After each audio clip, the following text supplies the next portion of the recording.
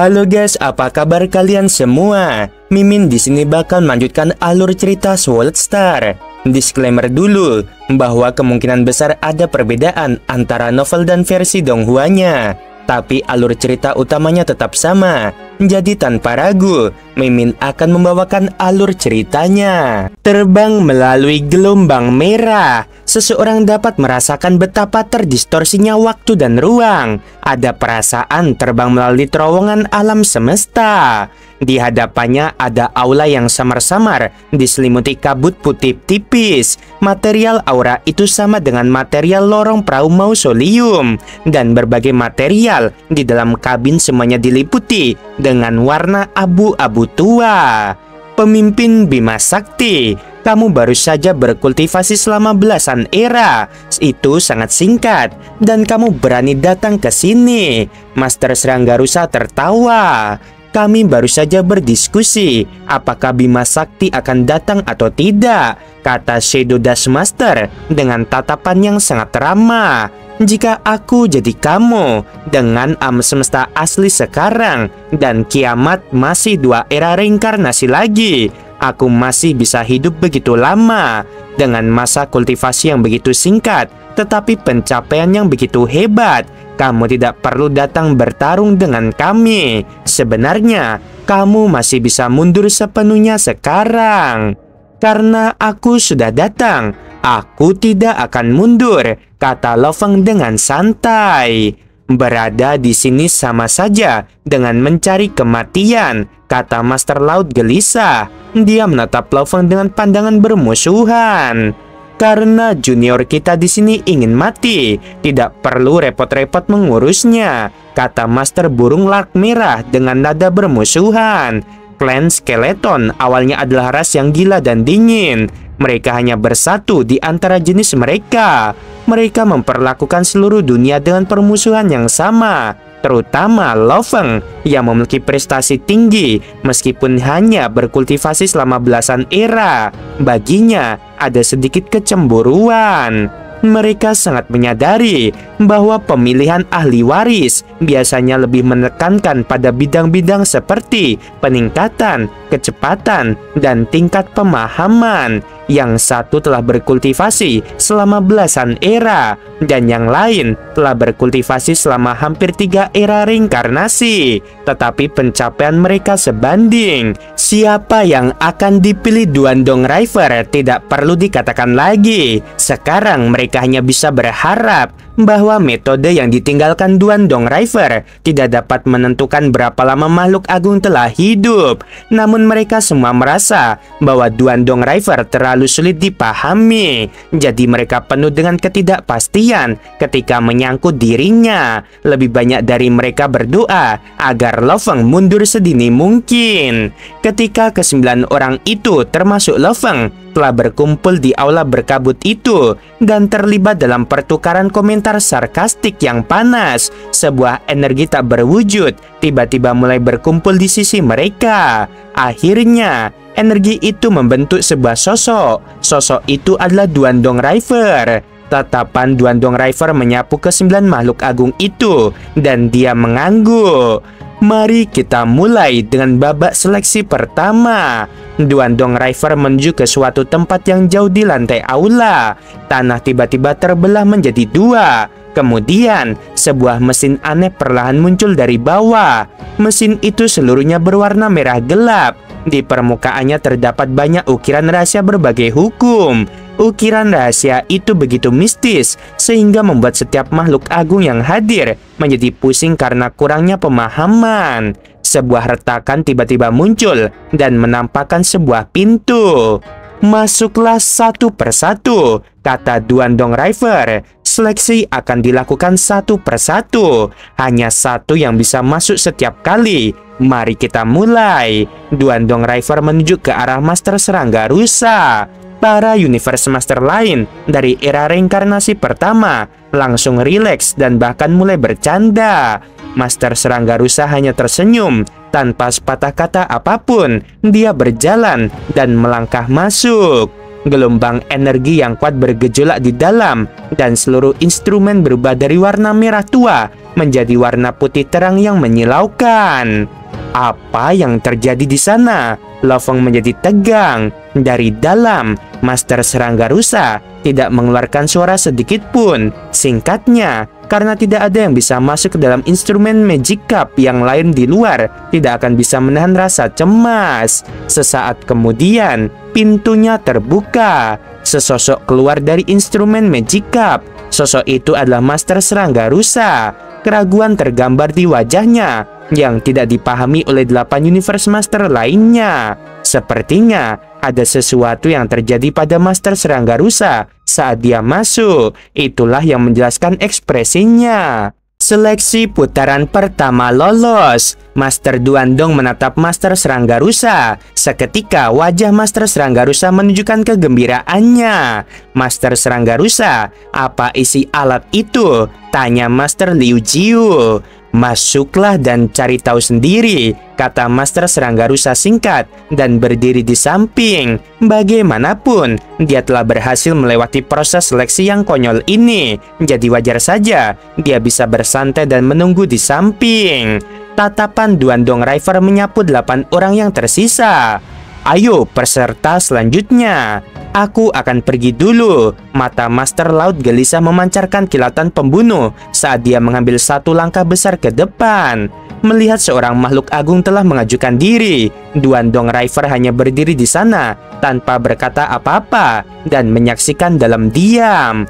Master Laut gelisah berjalan menuju pintu instrumen Magic Cup. Ragu-ragu sejenak, lalu dengan satu langkah maju. Pintunya tertutup. Tak lama kemudian, ukiran rahasia di permukaan instrumen Magic Cup menyala lagi. Lo Feng dan rekan-rekannya menunggu dalam diam. Apa yang terjadi di dalam instrumen itu tidak diketahui. Setelah beberapa saat, pintu terbuka dan Master Laut gelisah keluar. Begitu pula dia juga menunjukkan ekspresi penuh keraguan. Duandong River menatap ke arah Master Laut gelisah, dan dengan sedikit kekasaran di matanya, dia berkata dengan dingin, "Kau gagal." Hal ini menyebabkan makhluk-makhluk hebat lainnya merasakan getaran tiba-tiba di dalam hati mereka. Master Laut gelisah menjadi sangat cemas, sehingga dia tidak dapat menahan diri saat dia berkata, "Aku telah hidup melalui hampir 3 era reinkarnasi. Meskipun Master Serangga Rusa itu telah hidup lebih lama dariku, satu-satunya keuntungan yang dia miliki atasku adalah dia memiliki harta karun sejati yang luar biasa. Itulah sebabnya dia sedikit lebih kuat dariku. Mengapa aku tetap gagal?" "Tutup mulutmu!" teriak Duandong River. Sekarang peserta selanjutnya. Duandong River menunjuk ke arah Master Liu Jiu. Master Liu Jiu berhasil. Master Raksasa Batu gagal. Shadow Dust Master berhasil. Sprite Master berhasil. Master Golden Square berhasil. Red Larak Master gagal. Duandong River akhirnya menunjuk ke arah Lo Feng. Lo Feng menahan napas dan berjalan menuju alat musik ajaib itu. Kemudian dia berjalan melewati pintu dan masuk. Di dalam instrumen tersebut terdapat ruang hampa tersendiri. Lo Feng melayang di dalam ruang hampa sambil mengamati sekelilingnya. Tidak ada jalan keluar sama sekali.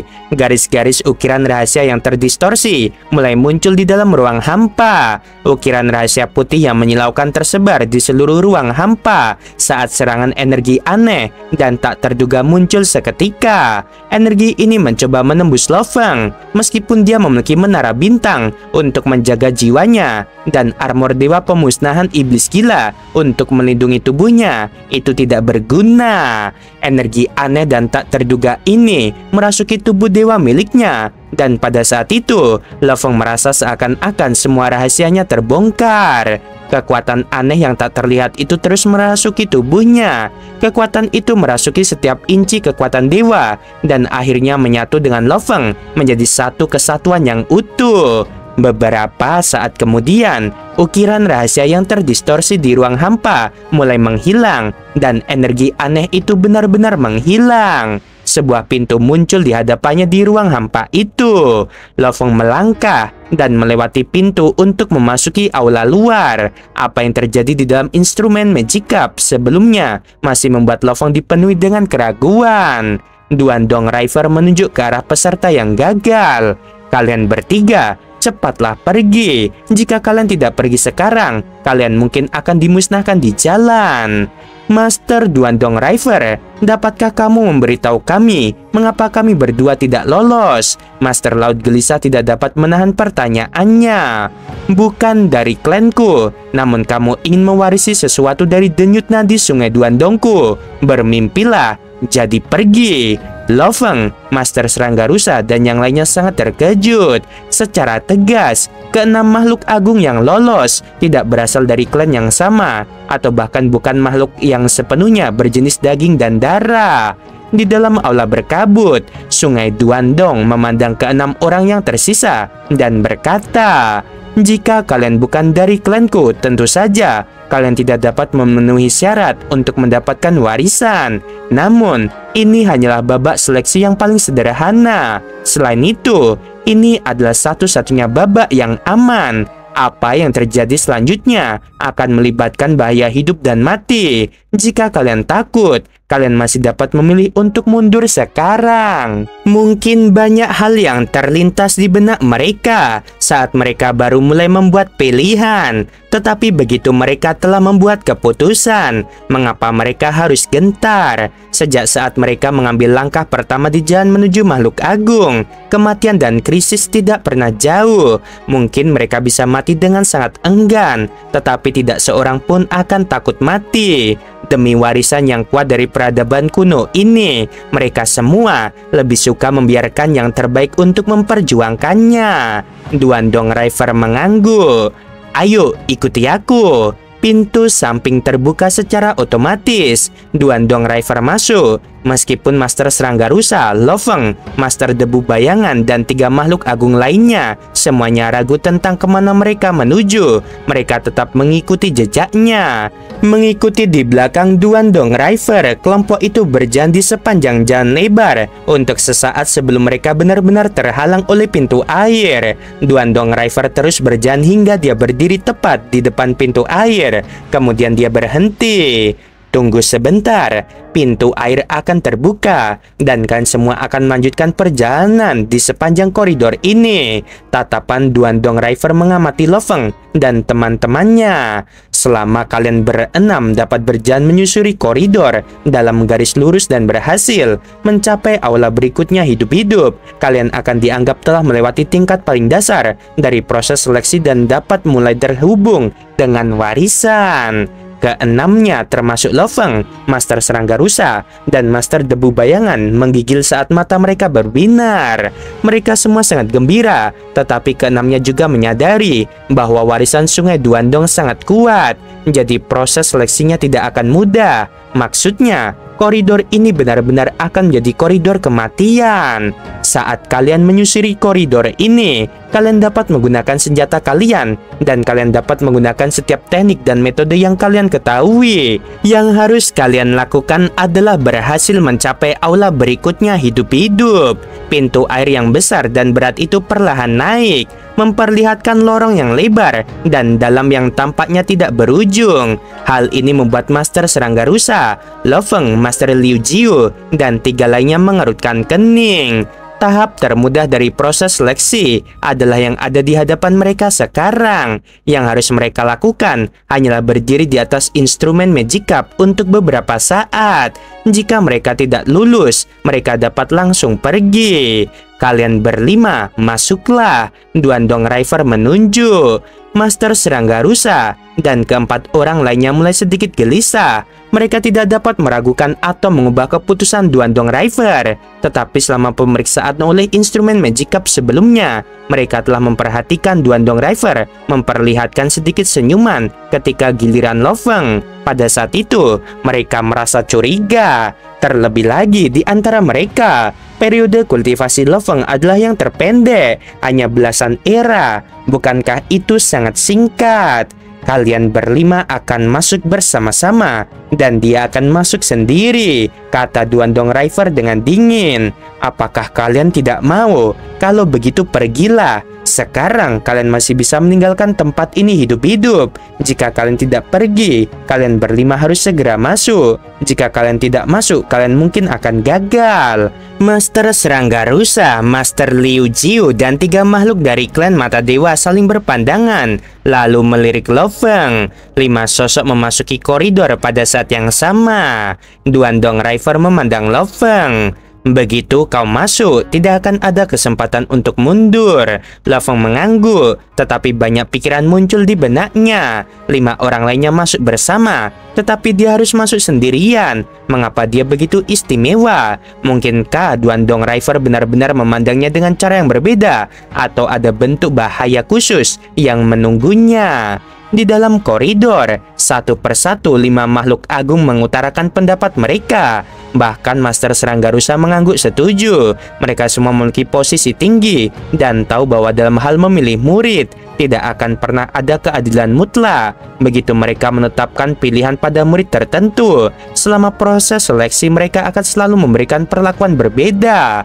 Tapi apalagi yang bisa kita lakukan? Sekarang kita berlima harus melewati koridor ini bersama-sama. Tidak mungkin kita bisa membuat kecelakaan di sepanjang jalan untuk Lo Feng. Master Golden Square menggelengkan kepalanya. Master Serangga Rusa berkata, "Ayo pergi, jangan berpikir lebih jauh. Ini adalah warisan yang ditinggalkan Duandong River. Kita hanya bisa bertindak sesuai keinginannya. Kita bisa mencari kesempatan lain untuk menghadapi Lo Feng. Saat ini, sama sekali tidak ada kesempatan. Kita hanya bisa terus maju dari sini. Koridor kematian ini ada kemungkinan kita bahkan tidak akan bisa melewatinya."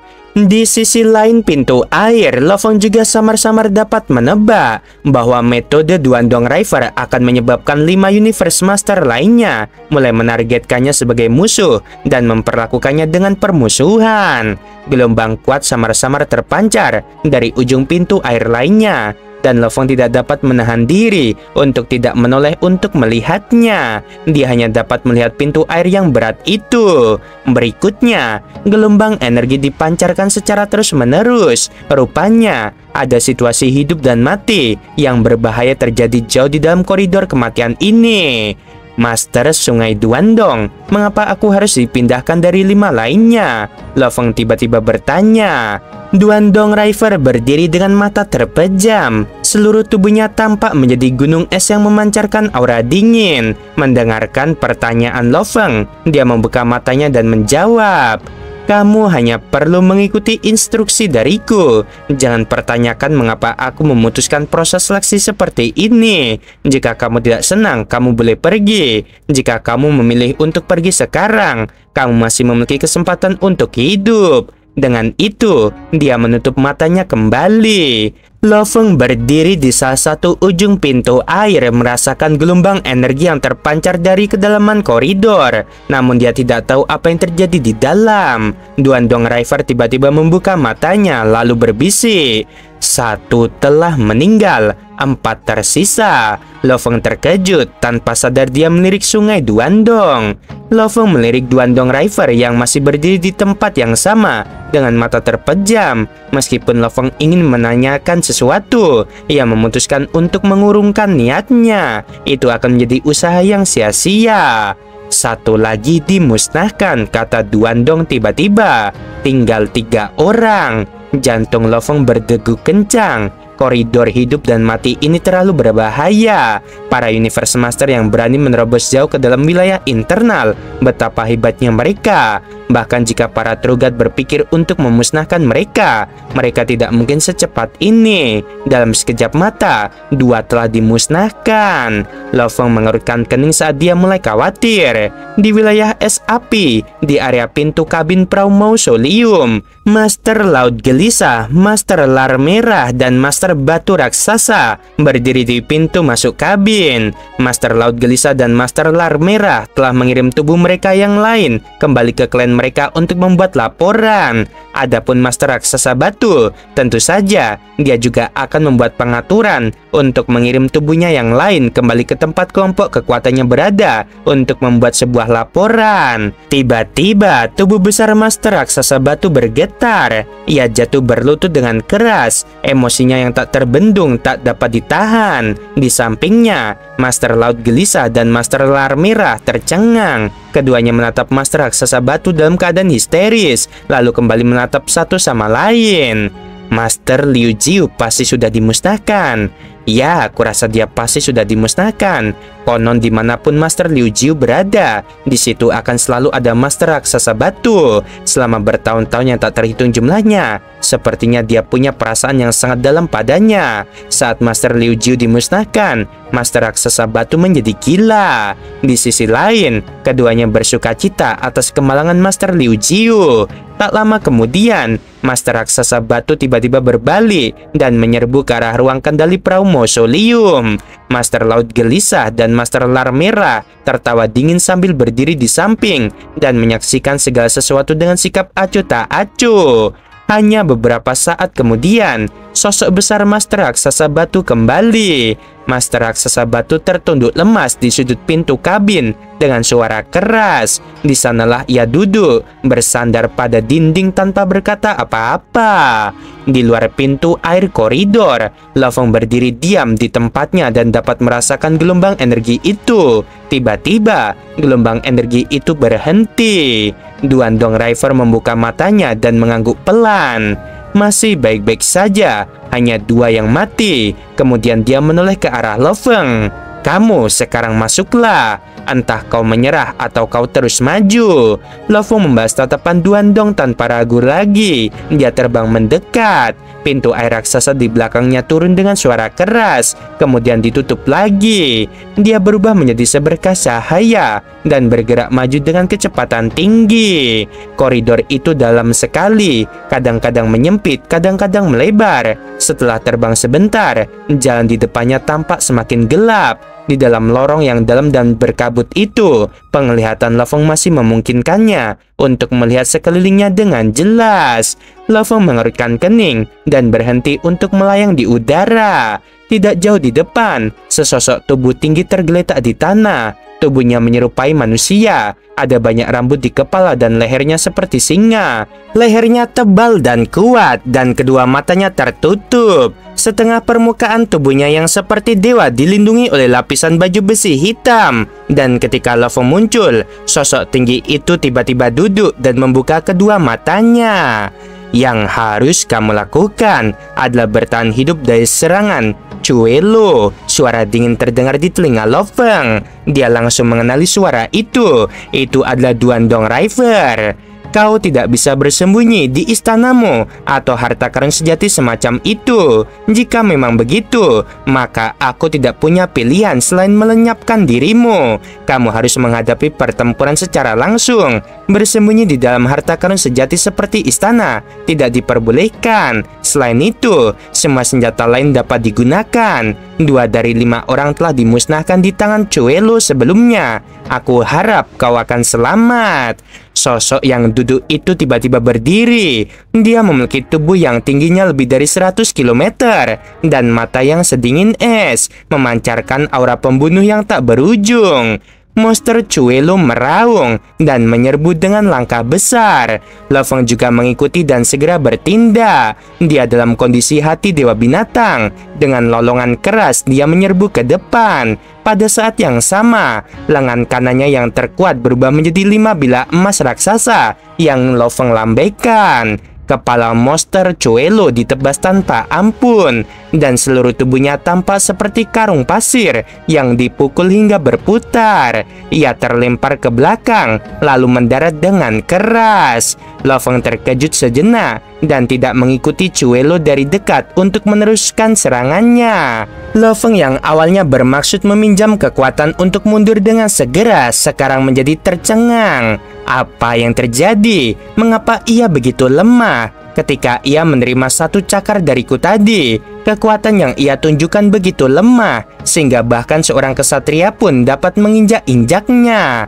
Lo Feng dipenuhi dengan keraguan, tetapi ia tetap menyerang monster Chuelo. Seperti kilatan petir, Lo Feng menyambarnya dengan kecepatan yang sangat cepat. Monster Chuelo tidak mungkin bisa membela diri. Seketika, hantaman itu mengenai lehernya, menyebabkan monster Chuelo jatuh tertelungkup.